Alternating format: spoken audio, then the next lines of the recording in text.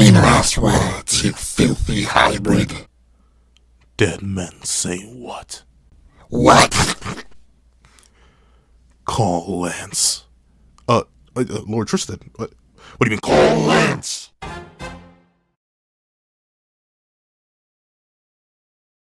Thank you to our final patrons, Praise the Sun, Strawbones, and Aaron. Now, before we hop into this breakdown / review of chapter 75 of Four Knights of the Apocalypse, please leave a favorite lever on the chapter in the comments section down below. Leave a like and subscribe if you haven't already. Also, make sure you hit that little notification bell so you miss out on any videos that come to the channel. Also, I do have a Patreon down below. You can support for as low as $1 a month to get things like exclusive videos, live reactions, and more. Now, let's hop into last week's poll. So, last week I ended up asking y'all a single peculiar question.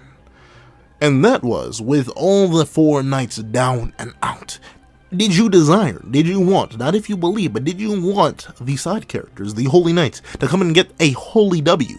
And with an overwhelming 82%, we got yes, the side cast needs and deserves the win. With only 18% of y'all saying no, kind of makes the knights worthless if they can't win. And to be fair, I definitely see both sides on this. Though admittedly, as a guy who definitely loves characters, especially side characters, I would greatly appreciate if more of the side cast got a win, especially in this scenario right here, where it seems like such a big threat to previous commandments fused together. Like, would kind of make up for all the fodder that the Holy Knights became after season 1. But at the same time, I perfectly get why people wouldn't want that to happen, because it makes the knights look a little bit less valuable. If they together can't defeat this one Super Chad and the Holy Knights can, even if it's like a numbers difference, what are they going to do against real demons? What are they going to do against these real monsters that Arthur could summon to the field at any moment? Bro got a whole Yu-Gi-Oh deck of commandments, archangels, and who knows, maybe even deities on deck. So it would not necessarily make too much sense for the sidecast to come and be like, don't worry, holy knights that are not holy and are of the apocalypse, we've got this. Though admittedly, like, this is one of the rare cases where I would say, forget it, sacrifice the plot consistency, give them one, just give them one, and say the knights were tired, alright? They had a long day beforehand, they fought the Chad, Papa Pelgard. It's so weird how much has happened in this one day. But honestly, I would have greatly appreciated if we got the slightest whiff, the slightest taste of a dub for the Holy Knights. However, enough of that. Let's find out if the Holy Knights did get that dub. Thank you guys so much for participating in last week's poll. I really appreciate you guys for doing this and stuff like that. This is because these polls are a great way to get the community consensus, see how we're feeling about a chapter, see how we're feeling about for futures of the chapters, and I love reading y'all comments on them. So make sure you get your vote in on tomorrow's poll along with your comment, dropping tomorrow at 12 p.m. so you are included in next week's discussion. Now let's hop into chapter 75. What's up, guys? I'm Hunter, and here we are to chapter 75 of Four Knights of the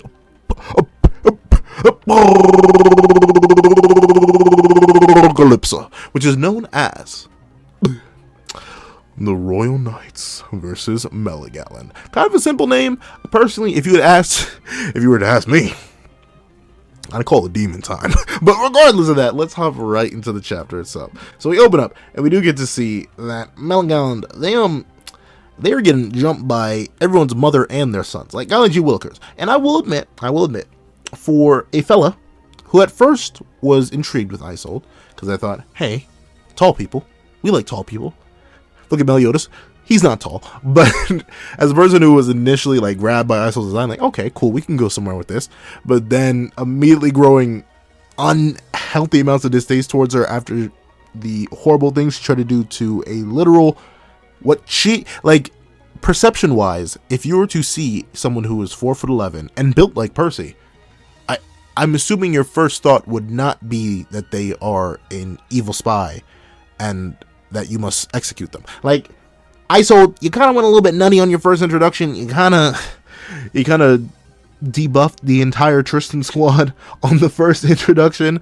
But now it's great to see that due to the fact that Hauser's away, Gilthunder's in the castle, Griamore has his own kingdom, Dreyfus, his back hurts. Like, all of our big heavy hitters in terms of like our side cast. Oh, and Gil is also getting thawed right now in terms of the final heavy hitter. Isol's the one who has to take the lead because she's the only heavy hitter of our modern generation. There's no other character right now that would reasonably be able to come in and lead, and it's cool to see that even after getting mollywop, smacked, backhanded by Meligalon, she's still on the offensive, on the attack. I like that. It sort of begins, because it didn't fully, but it begins to redeem her character, and I'm excited to see what she does later on, especially considering the entire nebulous nature of what's going to be up with the four knights after this initial invasion and in the future. Whether or not the four knights will become their own traveling group or their own just battle group, and or if our two sidecasts in the Tristan platoon and the Percy people are going to come along. Where is Sylvan? We have not heard from my boy in 15 years. Where is Sylvan? Is bro okay? Did we ever find him a stable? Last I remember, he was outside the front of Leona's castle. Where's my boy? But regardless, we do get to see that Isolde is not alone in attacking. She's just alone in direct attacking, because Dreyfus is blasting and blasting off again. Though, I get it, Naga, you love your recurring jokes, you love your running gags, but like, why does he always have to be holding his back? Like, always and only holding his back? Like, bro, in the context of the verse, it has probably been about 30 minutes since Percy already healed your back. And I wish I was kidding, but like, okay, maybe a bit more than 30 minutes. It really depends on how long you think the Pelgar fight went. But at least no more than 2 hours, all right? No more than 2 hours. Your back really hurting that quickly, immediately, after getting healed by super magic mini Percy sacrificing themselves?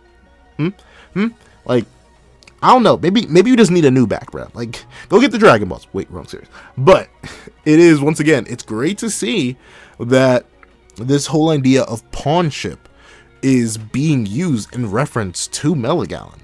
The idea that Arthur has such big, beefy boys and backup that the fusion of two commandments, two of the highest level demons, combined are considered nothing more than a pawn by even holy knights. Like, they know the game is up.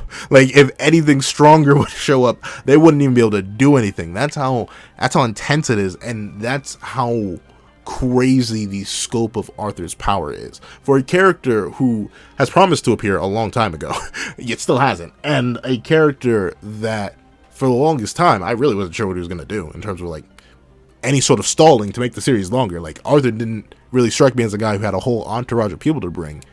The way that Nakaba is showing us Arthur indirectly through who he views and uses as pawns, through the way he manipulates his magic, through the way he manipulates his men, like everything there, despite the fact that he has not stepped on a battlefield once, just lets me know that Arthur Pendragon is going to be a demon when he finally appears, no matter how much he would not like that classification, because now he's anti-demon. But we do get to see that with all that is happening here, not only is Isolde throwing around some bombas, and not only is Dreyfus holding his back as he gives as he gives Meligalon back shots, but he is giving him front shots, but the other holy knights come and give Meligalon's knees some back shots and end up toppling the big old beast over. And once again, I'm sorry, thank you to the person who told me that Meligalon's design is a reference.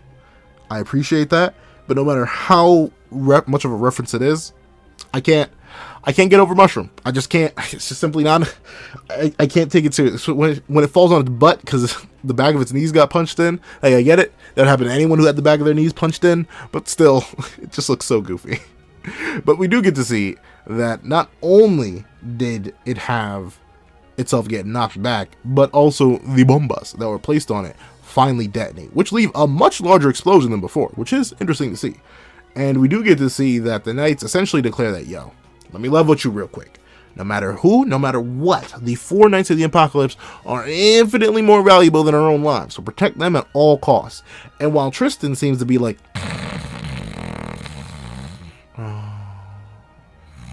and he's like absolutely sawing logs and calling hogs, we being healed by Hendrickson, which is still such a strange thing to see. Like, if you were to ask me, a demon goddess hybrid needing healing from a druid, I don't know. it feels off to me. But once again, he's knocked out. And we do get to see that Percy, upon hearing, did y'all say 4 nights of the apocalypse? I'm up. Like, he's like, I'm woke. And also, speaking of woke, the like button and subscribe button are in fact free, and I greatly appreciate if you hit those because they help out me, they help out the channel, and they show you're appreciating the video. If you're appreciating the video so far, please do that for me. I would greatly appreciate it. However, we do get to see that Percival greatly appreciates these hope amps because they go crazy, and we see that he kind of like, he's already radiating magical energy from before he fully gains consciousness. He literally goes, what's happening? And then we see this massive bubble Percy just erupt from his body. But there's a slight difference than before. We see that this big old bubble Percy actually has a helmet, like the one that he wears. When before you would just get like Percy's face and his hair, which shows that somehow, in some way, after getting body bagged a little bit, you know, these death amps, they be going a little bit crazy because now he's getting more and more definition to his Percys, which is both interesting and concerning. But we'll get into the concerning part in a little bit. And once again, I'm not the only one who finds it a bit concerning because the other Holy Knights are like, yo, that magic power is a strange one. And we get another Holy Knight being like, hey, it's so fat, girthy, and hot. I mean, big and warm. But like, either way, put a pause on it. Like, you can't just. He's 6, and then again, 16 is of legal age here. So I mean, in this world that it's referenced, I guess, you know what, you can delete the tape, you can rewind and delete the tape. You do not need to pause there. But we do get to see that Percy isn't even really doing this, which is why I'm leaning a lot more and more towards concerning the more and more we learn about Percy's magic, because it feels less and less like he's really doing it. Like, I'm not saying Percy has like a second alter ego that just sits in his head and like controls the magic, but I wouldn't be shocked if his magic factor or whatever is somewhat sentient, and that's a bit concerning, because what if the magic just decides to not work? What if things happen? But before we get into that, we see that with the Percy magic running amok, running everywhere, they all transform, and they loudly declare, with bass in their voice and absolute determination, the mini Percival corpse has arrived. They probably wouldn't sound like that. They probably sound something more along the lines of, the mini Percival corpse have arrived. Wah! But I like to imagine that all the mini Percys just have the deepest, most like unrecognizable, separate from Percy voice ever, like, the mini Percival corpse have arrived to slaughter and pillage. Nah, but we do get to see that everyone's so wrapped up in how cute the mini Percy squad is. And like, I don't know, like, I wish I could trust Nakaba at face value, but I don't know. He's a twisted man. So I wouldn't really be shocked if something demonic happened with this power. And not demonic in the literal, oh yeah, this verse has demons demonic in something unsettling and unnerving. But we do get to see that Dreyfus recognizes them as the happy little compress people that Percy summoned for him earlier. And Henriksen even wants to get his hands on one of them, which is very, very interesting. And another thing to note is, just like with the big old Percy bubble, these mini Percys are a lot more advanced. They have hats. I mean, I guess it's a helmet, but they have hats, and they have the cape. And the thing is, I'm not the only one who notices it, and it's likely you aren't either. On top of that, even Percy, a blockhead of the highest order, is like, hey, wait a second, these one have helmets and capes too. And the ever concerning sentience of these creatures wears away. Like, I may be building up a false fear for nothing. Who knows? Maybe Nakaba will not do anything with this seemingly fully sentient magic, but the way that it says, or at least the one that lands on his hand, is like, we dress to match you, boss. So they can choose how they dress. They are sentient enough to know that they can choose, and Percy has nothing to do with it. Like, he has no idea how they did this. And to be fair, this is not the first time in Seven Deadly Sins where magic has just said, you know, forget it, I'm playing by my own rules. But this is the most actively sentient we've ever seen magic. Even out of the original Sins, like, Meliodas' magic, whenever it went haywire, that was because Meliodas' emotions went nuts. He was still directly, it was still a cause and effect process that was related to Meliodas that then tied into his magic going crazy. Same thing with Diane. Whenever she got angry, her magic went crazy. Same thing with Bond, King, Merlin, everyone in the original verse. Whenever their magic went crazy, it usually was tied into some sort of emotional stimulus from the originator of the magic. And also, no magic ever spoke. Long story short, no magic ever called anyone boss. And like, the phrasing of boss concerns me because it feels like there's, like, if you were to, like, say your hands could speak, which on some data type beat, that would be crazy on multiple levels, y'all demons out there. But in that case, like, if your hands could speak and were fully sentient, would you be, like, willing to use them as much? Or is that, like, normal? Is that not strange that a piece of you is sentient enough to recognize the you as an entirely separate entity and refer to you as boss? I don't know. I get it. This is just cute, funny magic stuff, but I don't trust Nagaba as far as I can throw him. So it does seem a little bit, and by a little bit, I mean a lot of it shady to me. A lot of it shady. And we do get to see that Nasing's even straight up acknowledges, like, that's a bit concerning. Their intelligence is growing faster than ever before. Their intelligence, their IDs, their independence. Like, what if these things keep gaining definition and strength and drive to the point where they're like, deuces, dad, I'm off. Want to become a skater guy, and they just disappear forever. Like, I'm not sure if Percy's not consciously summoning these, which it seems like he's not. What stops them from just ignoring him? Like, in Pokemon, right? When you have too high level a monster, the monster will be like, and I need to respect you. Why? Who? What? How? Oh, wait. I found out something. I don't. I do what I want. So, the fact that these Percys are intelligent, are sentient enough, and we know they usually end up being sacrificed for something. They rarely get to stay out.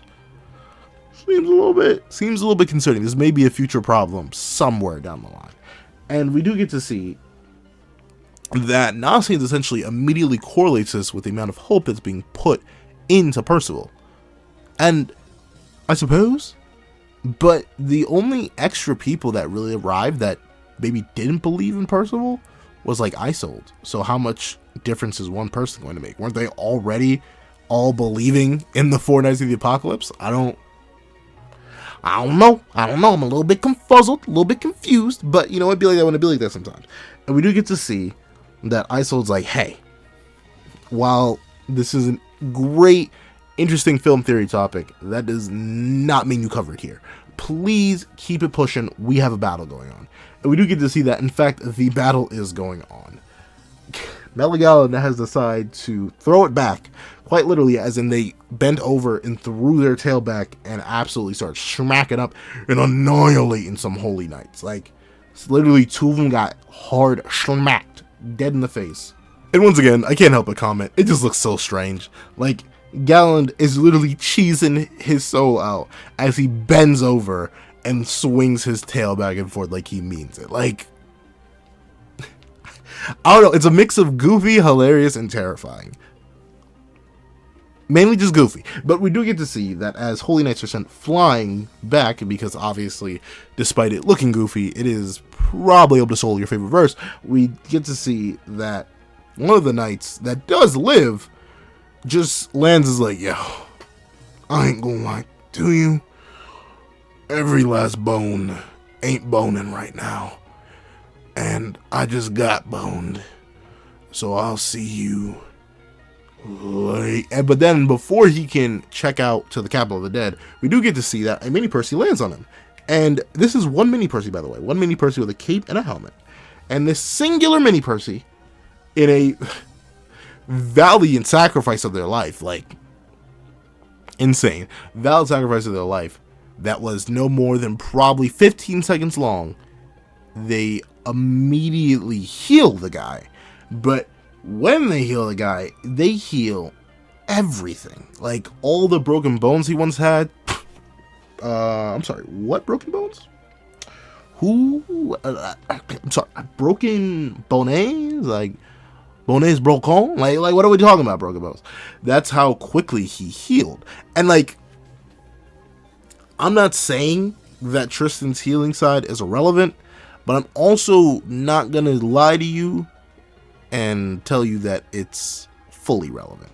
But like that's the crazy thing, right? Because with that raw gap, like that gap in power to an insane in the membrane degree, like an unbelievable degree, is wild in terms of just raw healing capabilities. Like Tristan had to sit there, and sure, he could heal you quickly, but all Percy has to do is send one guy on you, one mini Percy, and it just boom, fully healed, top of the line healing, all your bones are restored, all the pain's gone, everything. What's also crazy is that the like button is free, and so is the subscribe button. It would greatly help out both me and the channel if you hit that. I greatly appreciate any support you're willing to give through that. Now, the other crazy thing is that one, like, the level of the mini Percy's healing is also extremely diverse. Like, this one mini Percy absolutely fixes all the broken bones in a dude's body, and this other mini Percy just latches onto Dreyfus's back and immediately just heals that too. And once again, I get it's meant to be a funny moment, but like in context, the diversity and depth of healing here, completely insane. Like Tristan, just go train your demon side, bro. Like have someone knock some, go get Escanor. Long story short, go get Escanor, bro. But we do get to see that Melagon is like, oh, here we go again, y'all fodder. Y'all really think you could take down me? Y'all know what I did to the last group of Holy Knights when I was unfused and magicless? Let me show you. And they immediately leap into the air. And I admit, this is a callback that I really, really like. Zan Badazan. And they just the entire area. Like when I tell you there are chunks, like there's a chunk here, there's a chunk there, there's a chunk up there, there's a chunk to the left, there's a chunk down, right, up, left, and center. Like everything is blown away just because of how quickly they fired out their attack. And I'll admit, I do love it.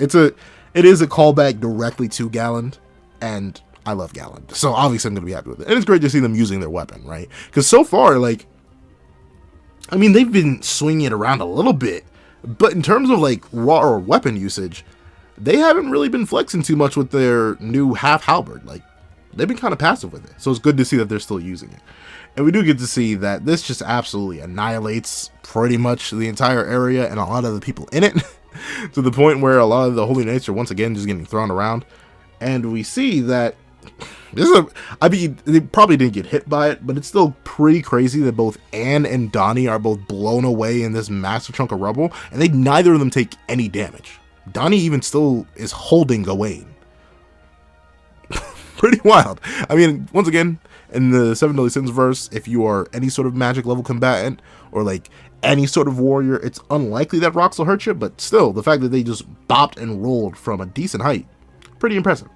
And we do get to see that Anne should have realizes that, yeah, if we let this battle drag on, the whole town is going to be not a town anymore, for lack of a better term.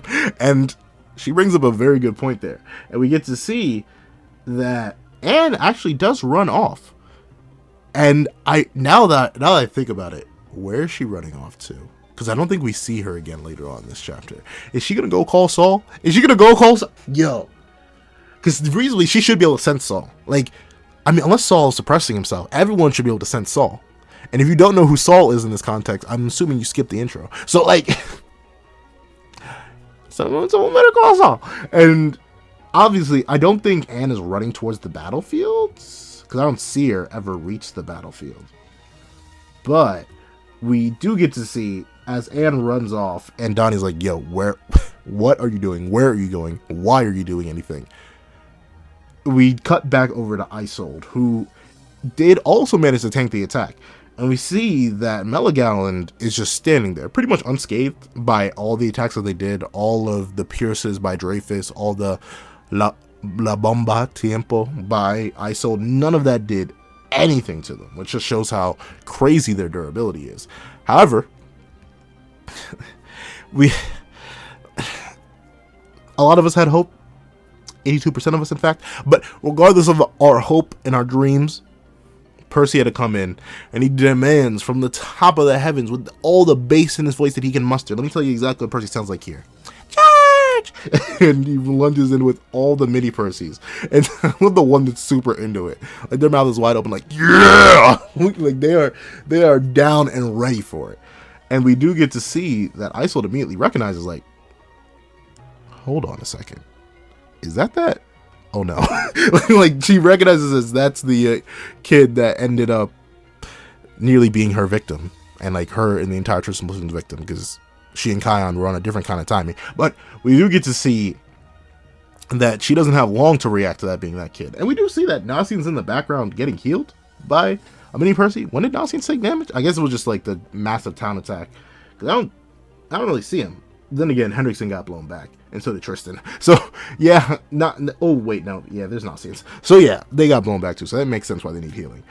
But no, and I find it ironic. I don't think it's actually this, but it'd be amazing attention to detail on Nakuba's part if the reason that Isolde didn't get healed is because the mini Percys are still salty. Like, they remember the fact that Isolde was on a different type of time and trying to get Percival up out of this world. So they're like, we're not healing her. We will never heal her. Tristan, go get your girl, bro. Like, I don't know. Because it just seems so strange that Nasian, who's not 2 feet away from her, is being healed. Meanwhile, she, who has a massive wound on her forehead, is not even, a mini Percy isn't even going near her. And he's got 5 around him. However, we do get to see that Galand is, I keep calling him either Melascula, Galand, and rarely Meligaland. It's such a stupid name. But then again, it's so hard to fuse their names together. I can't think of a way to fuse their names together. But we do get to see that Meligaland blocks, right?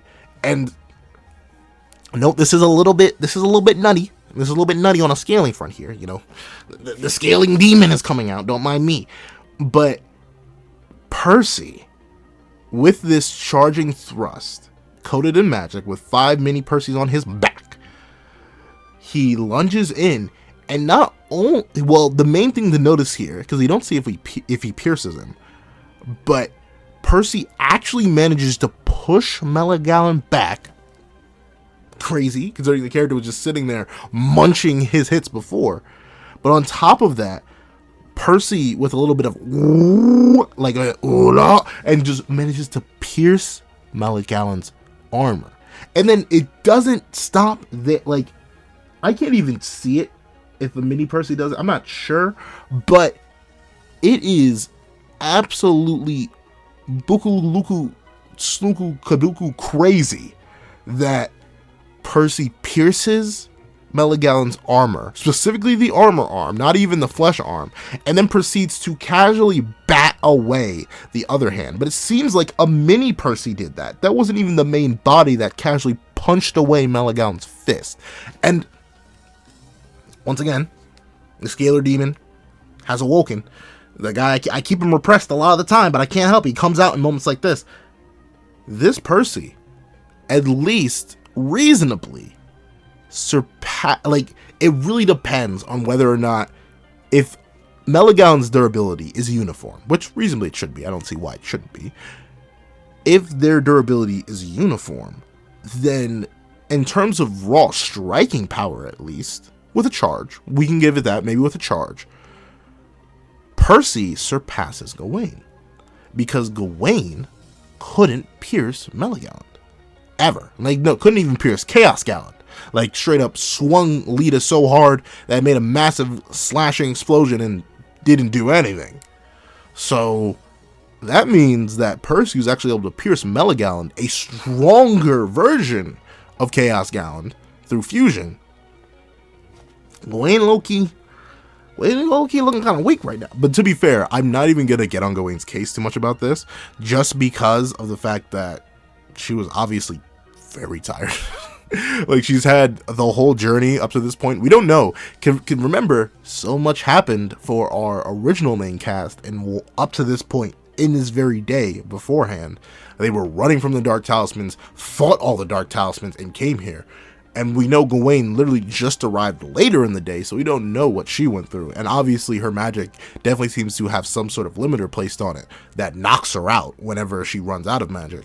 So I wouldn't be shocked if she had burnt a lot of magic earlier, plus her battle with Pelgard. So Percy and Gawain, while I would have definitively put Gawain above Percy, like by a decent chunky margin, even though Percy did get an amp and blew up Chaos Gown from the inside. Once again, that was an inside versus outside thing. Just like the like button is beneath the video, and so is the subscribe button, so you can hit both of those. So I'd greatly help out the channel and help me out. I greatly appreciate that.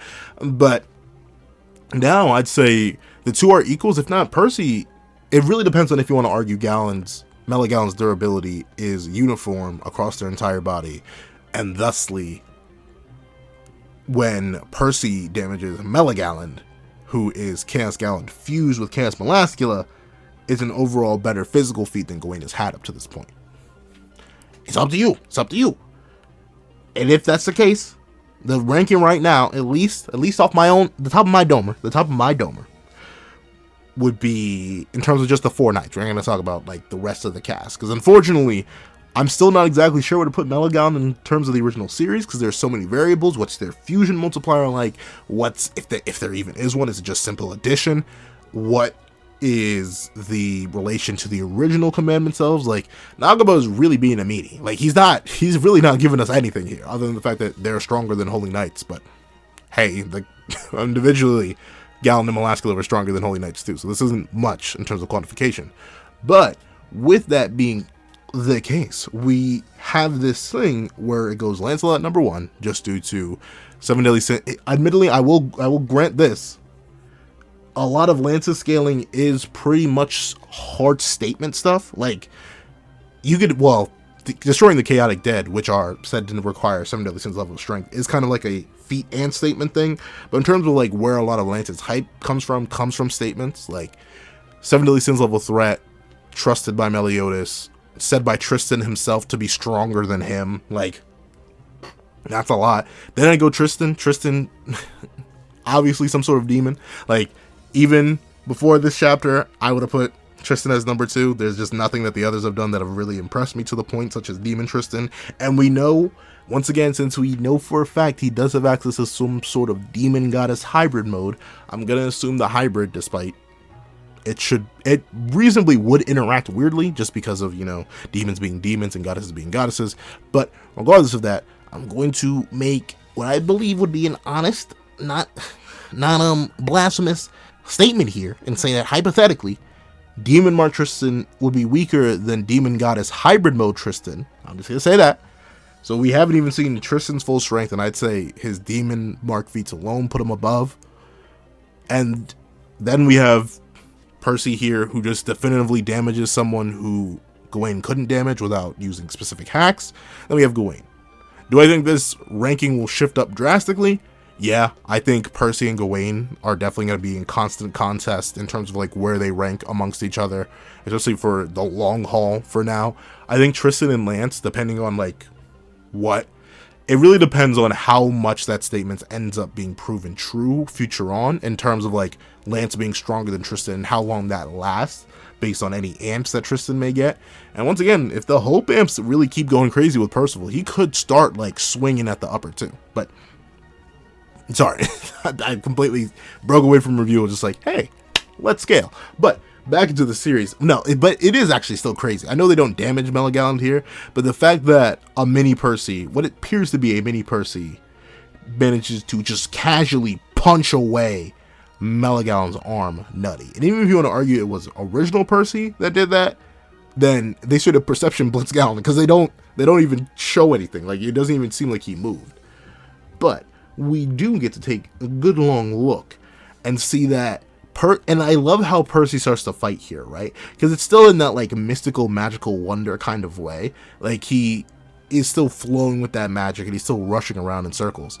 But I love it. He baits Meligaland into punching into the ground by landing tapping one foot, immediately springing off the foot, swirling around their arm, leaving multiple slash marks, and just blitzing around Melagallon. And once again, this seems to be Gallon's arm, like straight up Melagallon, the Chaos Gallon's arm, the same Chaos Gallon that Gawain couldn't harm. So if he's really just casually cutting up here, it's kind of once again definitively putting Tristan above Percy and Percy above Gawain. But we'll see. And once again, Nagaba, as an artist, two of my favorite things about Nakaba are his character designs. Well, three things art-wise: character designs, backgrounds, and his action. And I love how fluid and almost chaotic that it feels. Like, you would only get this kind of flowing, kinetic, chaotic action artwork by Nakaba. Like, JJK probably has my favorite fights, like in terms of just what I read on a week-to-week basis, in terms of just sheer fight choreography. But in terms of how a fight is drawn and how Nakaba draws it, it's definitely up there with how Gege does their fights. And if you know me, those are two high bars right there. I love how Nakaba draws it. And we do get to see that both Isolde and Nasians are blown away, because obviously Tristan actually managed to do it. He actually managed to get some slicity slices on Melagallon. And on top of that, we lead on to see that Percy actually starts power scaling himself, which is nutty. And honestly, the implications from this are also nutty, right? Because we see Percy, right? He's establishing himself as he is swinging away at Melagallon. He's like, this is the power of hope. Power is springing out from my body. The way I am now, I could beat the dark talismans and even that ancient dragon. So Percy, my boy, I love him, power scaling. But and like, I commonly hear a lot as, and it doesn't necessarily bother me, do what you will, but a lot of people say power scaling doesn't really exist. It's just something that people apply to a series. But here, anytime a character compares themselves to another character in terms of battle power or battle ability in a manga, they are power scaling. We just go a little bit crazy about it. But the interesting implications here are that only at this point does Percy believe he surpassed the Dark Talismans. Only now. Meaning that Percy previously, the one that detonated Melagallon, maybe, I mean, you could argue maybe he could, he just didn't think at this time, he didn't get it in his head, but this seems very deliberate that this is the point where he surpasses Fittich. He is now in, I guess, above that tier technically. And the interesting thing is, right, the scaling chain, if anything, kind of goes like this. All of Percy's squad, which is sad. I'm talking Nasians and Donnie, rank them however you want. If you ask me, I go Donnie, Nasians, and then you have, I'd say, Twisted Forest Percy. Then you have Fresh Ant Percy, the one that got punched through a couple buildings and came out just fine. Then you have the Dark Talismans. Then you have the Ancient Dragon, and then you have this Percy. But the only interesting thing here is that doesn't talk about the original commandments. So hypothetically, and like the thing is, Percy goes on to say that the main issue is that Melagallon is too strong, but he doesn't individually acknowledge Chaos Gallon and Chaos Melascula, which once again leaves them very, very nebulous. I'm not saying scaling chains necessarily don't exist in Four Knights of the Apocalypse relative to the original series, but I'd say Four Knights of the Apocalypse, Nakaba is very specifically going out of his way to establish his own unique scaling chain. Like, here, you have the original series, and then you have Four Knights scaling chain, which worries me for future characters and their hypothetical appearances. Bond, King, Meliodas, Diane. Like, what are they going to do? But we do get to see that the Ancient Dragon kind of goes crazy. But, ironically enough, the quantification here puts Percy, if we were to do like just a general scaling thing, Hauser could also beat the Ancient Dragon. And if we're going to link it back to the original series through whiffs and tastes, Nakaba apparently said in a Q&A that Hauser is now equal to or slightly stronger than Matrona. So giant tier is where Percy is at right now. So There you go. And I believe for my power level people out there, I think I'm going off the top of the domer. I think Matrona's power level was like 8,800 something. So if you like numbers, that's where Percy's at right now, which implies that everything ancient talismans were probably early series sin level. It depends on how much like the ancient dragon is and the dark talismans are in terms of like raw power. Because if they're like half as strong, then they'd be still, if you're just going pure numbers wise, they'd still be like stronger than all the beginning of series sins, including Merlin. No, I think Merlin had 4,900. So, but even then, I don't know. Like, that's the thing. We could hypothetically begin to start linking back. Like, you could argue now, if you want to do, for all my scalers out there, the like button is free and so is the subscribe button. So please hit those. It greatly help me out. But if you want to do some linking back to the original series, Percy is now relative to Hauser, who is now comparable to the Holy. I was about to say Hauser is comparable to the Holy Knights. No, Hauser is comparable to Matrona, and Matrona was severely stronger than all of season 1. Like, legitimately, if you drop Matrona in season 1, she would have sold the whole thing. So now you can argue Percy, who is now also relative to Hauser and relative to Matrona, should be able to manhandle and body bag all of season 1 of Seven Deadly Sins. So for all my people out there who've been waiting to do versus battles with Percy, go put Percy up against season 1 Meliodas. He washes. At least through that scaling chain. You're going to have to find that Q&A question, but in terms of raw stats, Percy would body bag. However, back into the chapter itself, we see that Percy, when he acknowledges that Melagallon is too strong, he does get wrapped up in that tail. I'll give Melagallon something. They are creative. They know how to use that tail. They know how to make that tail work. But we see that with him now being captured, it seems all over. This despair. It's unbelievable. Nosians cries out, "Percival, no!" And we see that Melascula has seemingly become the leading lady in terms of who controls the body. Like, in terms of fusion, once again, I always reference back to Dragon Ball, but Dragon Ball, I hate to say it, they did everything, so I'm gonna have to reference it back for everything. In terms of fusion personalities, they were either completely unique or a hybrid fusion of the two, and their voices were essentially the two overlap. They were both speaking at the same time. Meanwhile, it seems like Melascula has just fully taken over. Like, her side head is just speaking and licking its lips. Meanwhile, Gallon is just, I guess he's just vibing. Like, he's just not really there, which kind of sucks. You know, I love Gallon. I feel like his big mocking personality has kind of been missing from Melagallon.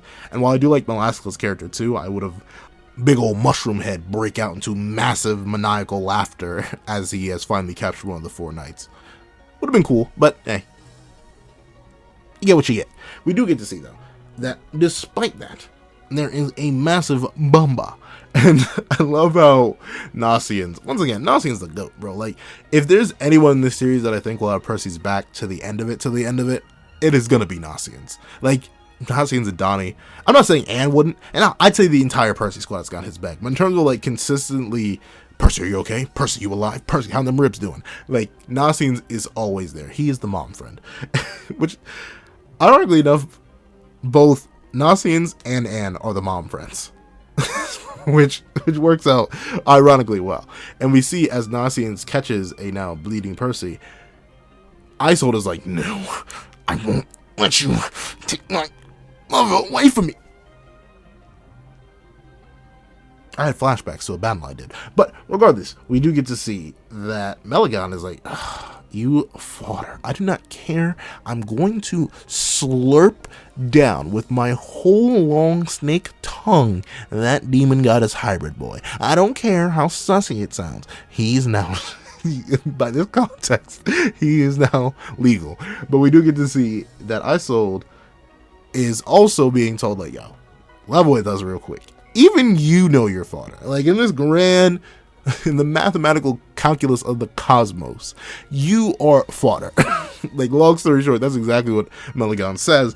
And we see that, I guess they just couldn't feel their tail being ripped off. But then again, you know, that's lizards, though. Does Melagallon count as a lizard now? Because they have 4 appendages. 2 heads, though. Because if they are a snake, they have a snake head, though. Because I was about to blame it on the fact that, lizards can pop off their tails if they need to. Some lizards, if they want to run away.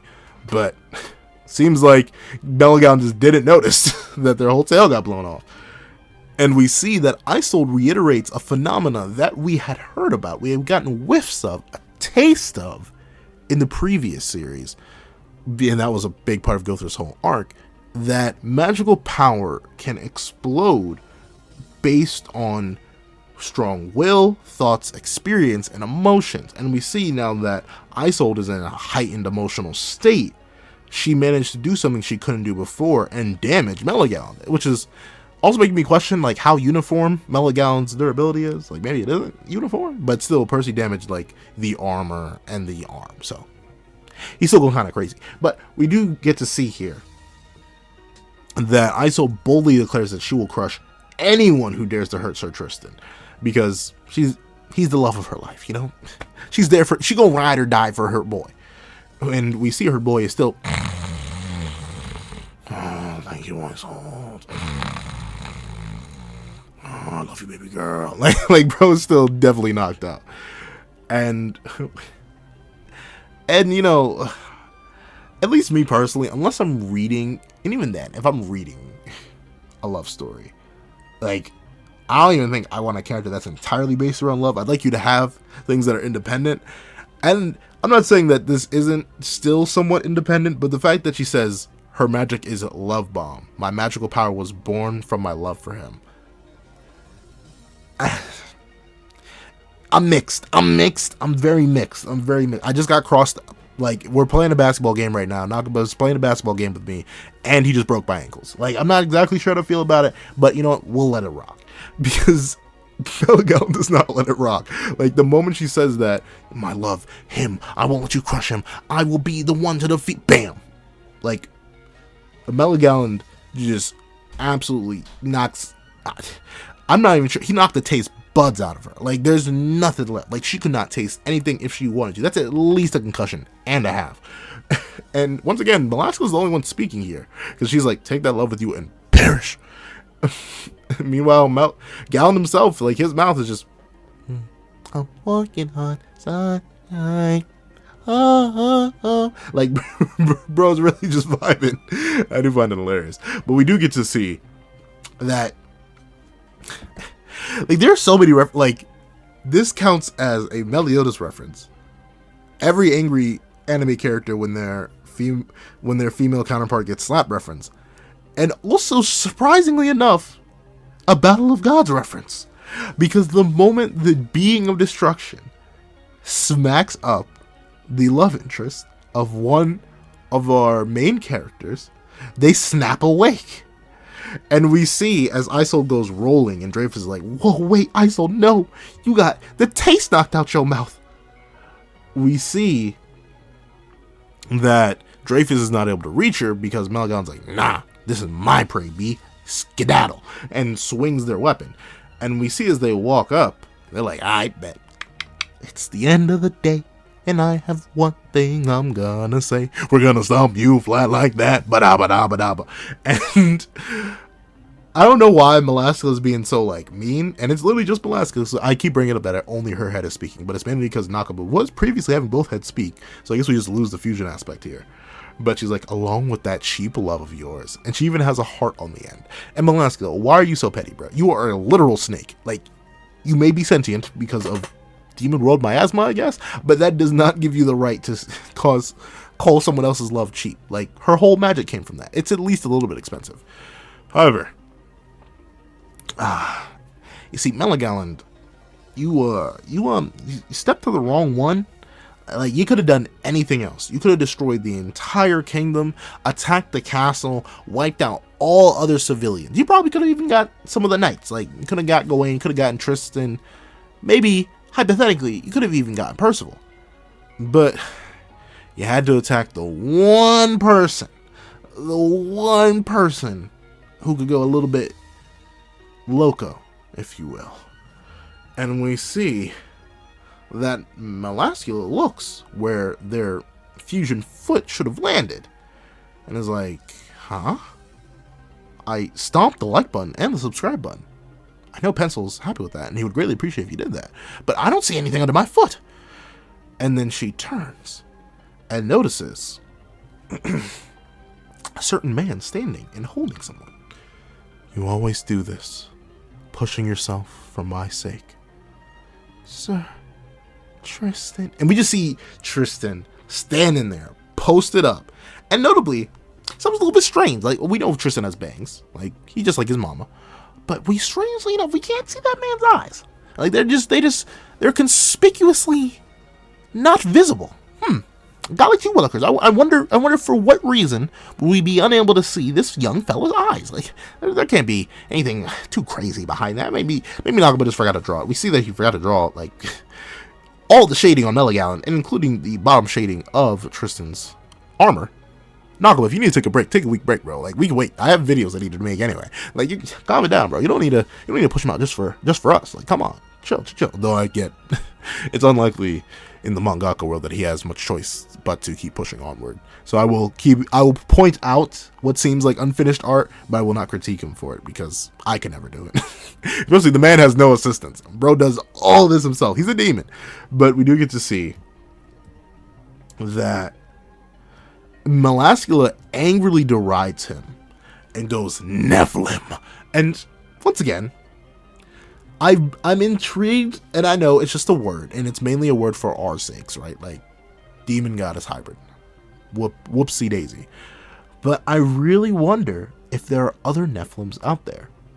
Because for the word to be so established within the verse, it's like if someone randomly said television and seven deadly sins. Like, that implies a whole lot due to the time period. So I'm wondering if there are other demon goddess hybrids outside of the one that Melascula was forcing to use, like other than that one, like an actual real Nephilim. I wonder. I'm very intrigued. I'm assuming there would probably be after the war, right? Because people just didn't care. But then again, Zeldris and Gelda had never even heard of one, but they're pretty young, so maybe they wouldn't have. But regardless of that, we see that as Melascula declares it and swings with Meligalon's help, they whiff entirely, like to the point where they get a whole-on perception blitz. Like, they don't even know where they went. And we see that Tristan just walks right on over Hendrickson. And it's like,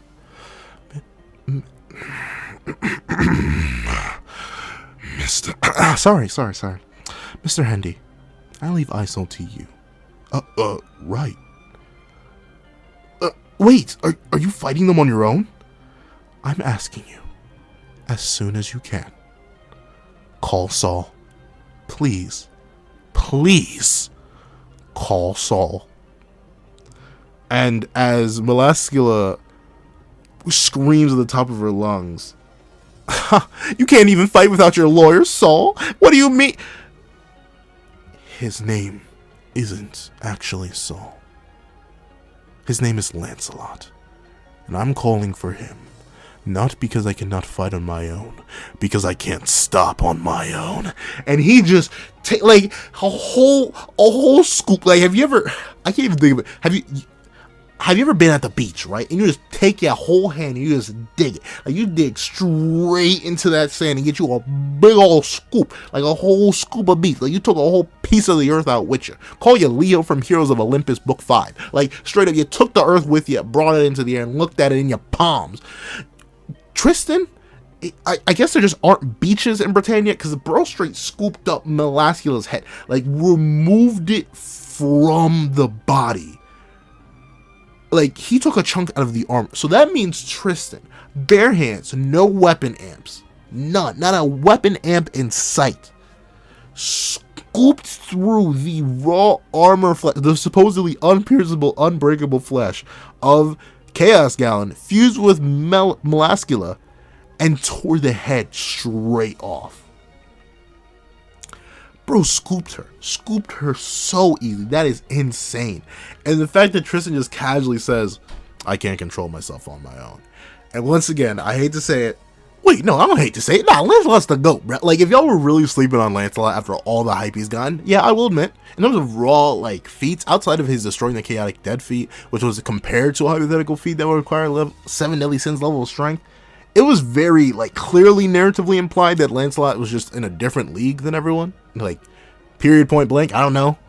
Unless you were reading a different series, I don't really see how you got the impression that Lancelot was somehow fodder. Like he was just a hype beast. That like what would make you think that Nakaba wouldn't hype up Lancelot?